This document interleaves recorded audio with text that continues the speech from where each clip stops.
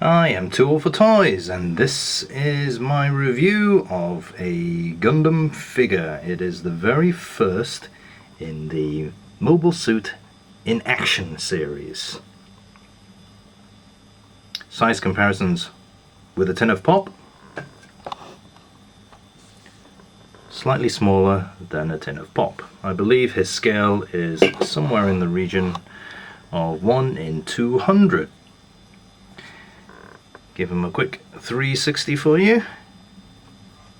Notice that his hands are very green, but then again you'll see that many illustrations, especially from the anime era,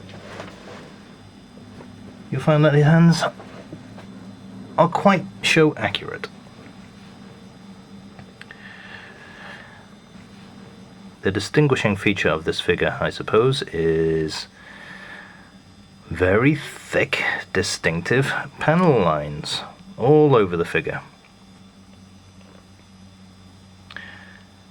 The paint applications, yes, very detailed on the soles of his feet.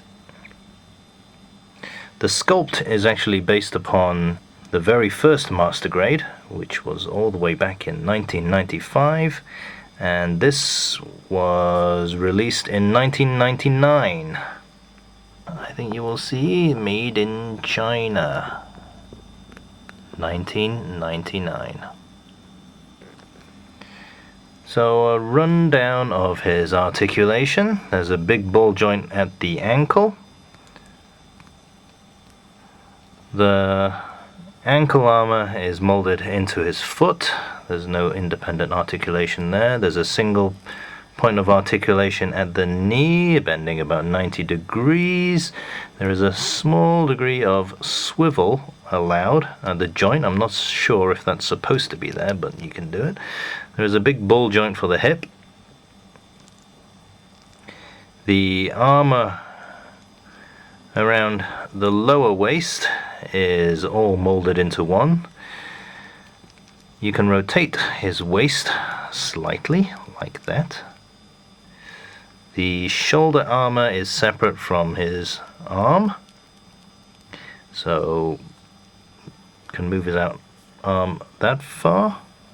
Can move his arm out that far. There is a single point of articulation at the elbow, and he can do this as well.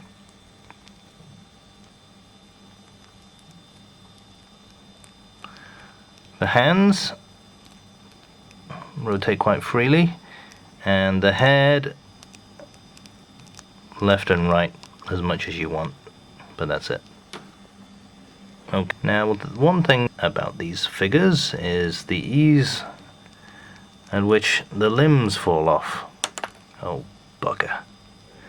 In fact, I find it so annoying that this was my first and the very last Mobile Suit in Action figure that I ever bought. Whether it's a fair representation of the figures that followed, I couldn't say. Detail-wise, he's kind of okay. But in terms of playability, I mean, I find it's a nightmare. If you're just posing him, oops, arms fall off, legs fall off, ankles fall off. There's a bit of articulation on his backpack as well. And again, same problem. It falls off with the slightest provocation. Immensely annoying, I find.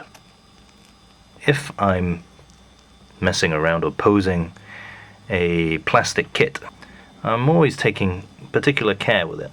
I know how it's built and put together, so I know where to or where not to stress the joints. And after all, it is a model kit, so you can't expect it to be very hard wearing, but for something which is an action figure, I think it should offer more robust joints. For his accessories, bear in mind the beam handles here, the beam saber handles here are glued in. You can't remove them.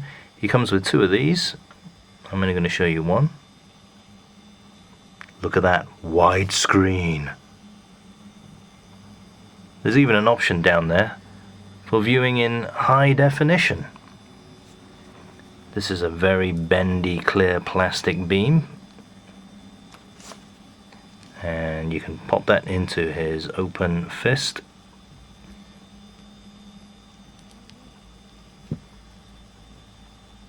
Like that. Another weapon of his is, look at that, the arm came off. Big surprise. The beam javelin. With the clear pink bauble at the end of it. I never know quite how to pose him when he's holding. Look at that, his arm fell off again. So annoying! I think it looks rather ridiculous. He has another open hand with an outstretched trigger finger, and here I've already added it to his beam rifle, which has no articulation of its own whatsoever. Painted yellow at least, the scope.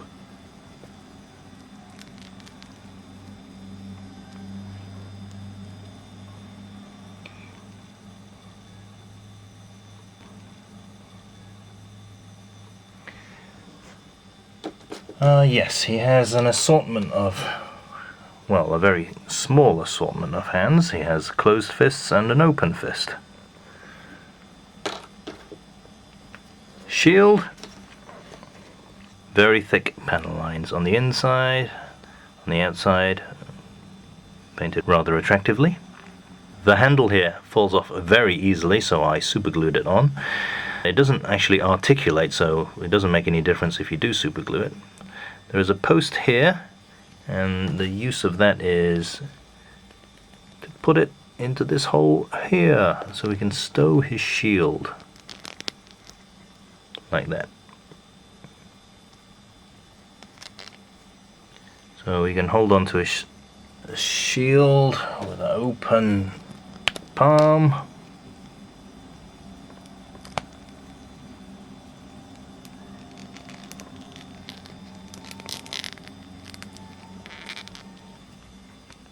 So we can see through the slit in his shield.